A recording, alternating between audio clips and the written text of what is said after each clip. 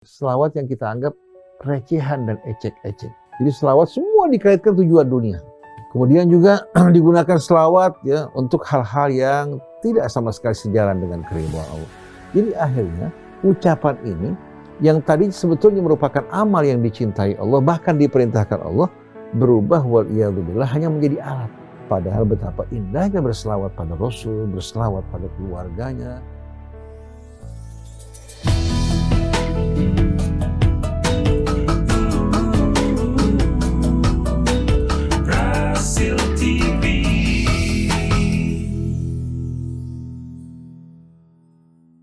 Bismillahirrahmanirrahim. Alhamdulillahi rabbil alamin. Allahumma shalli ala Muhammadin wa ali Muhammad.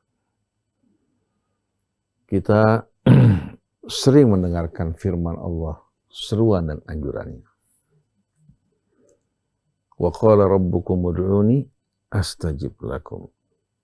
Tuhan kalian berkata, mohonlah padaku, aku akan kabulkan permintaan kalian. Allah juga berfirman, wa idza sa'alaka ibadi anni fa inni qarib. Apabila hambaku bertanya padaku di mana aku berada, sesungguhnya aku amat dekat, tidak pernah sekejap pun Allah meninggalkan kita.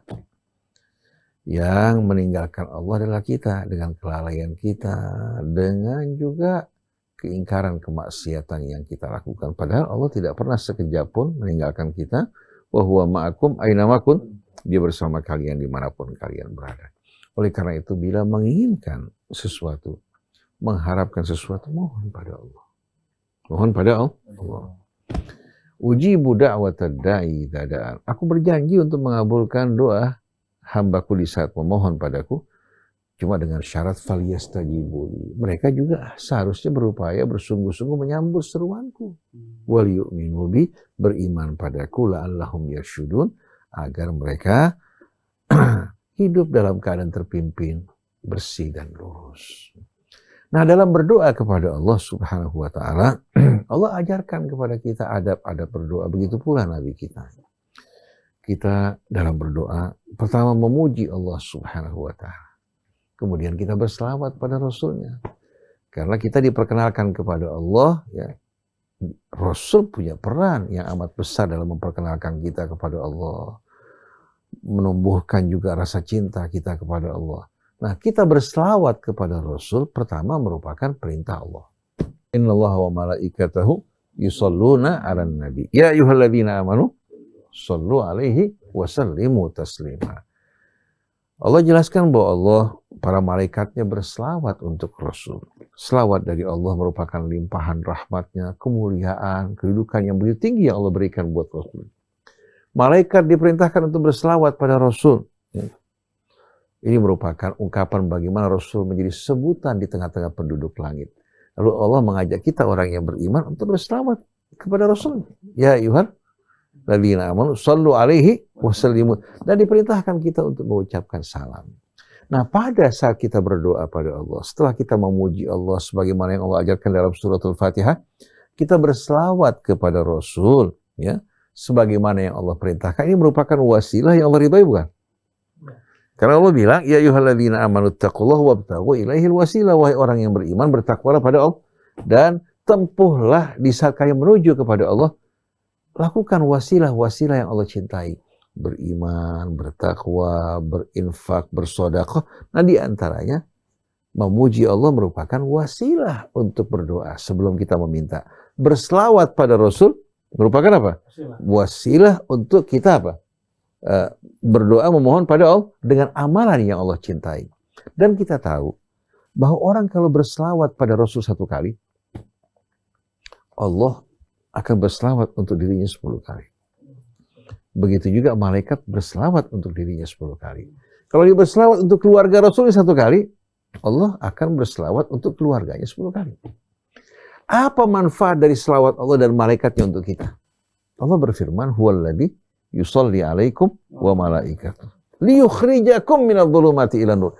Allah yang melimpahkan selawatnya untuk kalian. Malaikat juga berselawat untuk kalian, untuk mengeluarkan kalian dari kegelapan menuju kehidupan yang terang benderang. Jadi kita mulai doa dengan alhamdulillah, kemudian kita berselawat kepada Rasulnya dan keluarganya, Setelah itu kita mohon pada Allah apa yang kita inginkan. Tidak punya rumah, mohon agar diberikan rumah yang menutupi aurat kita. Butuh kendaraan, mohon pada Allah kendaraan yang dapat menjadi bantuan buat kita. Begitu juga kebutuhan rezeki, memohon keturunan, kita mohon kepada Allah. Sedangkan memuji Allah, beristighfar pada Allah, berselawat kepada Rasulnya merupakan wasilah kita dalam berdoa kepada Allah Subhanahu wa ta'ala. Jadi berselawat sebetulnya kepada Rasul merupakan amalan yang Allah perintahkan. Tapi jangan dijadikan selawat ini sebagai apa? Selawat ini dijadikan ya, sebagai apa? Sebagai hal-hal yang sepele. Yang menjadikan tujuan hidup kita lah dunia semata-mata. Pengen punya mobil, beli yang mewah sekalian, selawat pada Rasul. Betul gak? Mau ini, selawat pada Rasul. Bukan dianjurkan untuk minta pada Allah Subhanahu wa ta'ala. Ya. Mohon kepadanya dengan memuji Allah, berselawat pada Rasulnya. Dan berselawat bukan hanya lisan, tapi kita ingin justru menerapkan selawat dalam hidup kita. Kecintaan pada Rasul, mengikuti sunnahnya, mengikuti petunjuknya. Kita mengucapkan salam pada Rasul akan mendapatkan balasan salam. Tapi kalau selawat terpisah dari Allah Subhanahu wa ta'ala, selawat semacam ini, selawat yang kita anggap recehan dan ecek-ecek. Jadi selawat semua dikaitkan tujuan dunia. Masa SD-SB supaya sukses baca selawat. Banyak yang begitu. Kemudian juga digunakan selawat ya untuk hal-hal yang tidak sama sekali sejalan dengan keridhaan Allah. Jadi akhirnya ucapan ini yang tadi sebetulnya merupakan amal yang dicintai Allah, bahkan diperintahkan Allah, berubah waliyadzubillah hanya menjadi alat. Hanya menjadi alat. Padahal betapa indahnya berselawat pada Rasul, berselawat pada keluarganya, ya, yang akan mendapatkan selawat dari Allah dan malaikat yang mengeluarkan kita dari kegelapan menuju kehidupan yang terang benderang. Tapi jangan jadikan dunia sebagai tujuan hidup kita. Akhirnya selawat sering disalahgunakan. Sering disalahgunakan. Nah, kita lihat di antara hal yang amat indah dari selawatnya. Syekh Al-Mughaimisi ya, dalam ceramahnya menceritakan dia memiliki seorang teman yang menjalani operasi bypass. Setelah operasi selesai, menuju ke arah pemulihan, ternyata ditemukan terjadi pembekuan darah pada pembuluh darahnya. Hai dokter berkumpul bersama-sama, mereka menyatakan harus dilakukan operasi ulang. Harus dilakukan operasi ulang. Akhirnya dokter sepakati bahwa besok harus melakukan operasi lagi. Ini pasien berjam-jam menjalani operasi, dikabarkan bahwa dia akan melakukan operasi lagi. Jadi terjadi pembekuan pada masa pemulihan. Dalam keadaan berduka dan sedih, masuk seorang wanita perawat yang berasal dari Mesir. Dia lihat itu orang berduka, dia bilang, la takhaf, sholli ala nabi tufraj. Berselawat pada Rasul. Insya Allah, Allah Subhanahu wa ta'ala lapangkan kesulitan kamu. Di Saudi banyak orang-orang, ya, orang-orang alim bahkan hampir dikatakan jarang mereka berselawat kepada Rasul. Disebutkan nama Rasul, tidak terfikir untuk berselawat pada Rasulullah. Bahkan di tengah-tengah kita, masa kita, disebutkan nama Rasul, jarang kita dengar ungkapan selawat kepada Rasulullah SAW. Betul tidak? Subhanallah, orang ini tersentuh. Dia selama ini jarang berselawat pada Rasul. Akhirnya dia berdoa pada Allah. Sambil berdoa dia berselawat pada Rasul. Dia berdoa pada Allah, berselawat pada Rasul. Berdoa pada Allah, berselawat pada Allah. Subhanallah. Ketika besok akan menjalani operasi, diperiksa ulang, ternyata sirkulasi darahnya dalam keadaan normal. Ini menjadi pembuka jalan. Saya dengar ulama-ulama Saudi Arabia setelah itu, termasuk Uraifi, ketika mengarahkan orang dalam keadaan sedih, berduka, berselawat pada Rasulullah. Berselawat pada Rasul. Sebetulnya maksudnya mohon pada Allah, kemudian lakukan selawat. Selawat ini sebagai wasilah.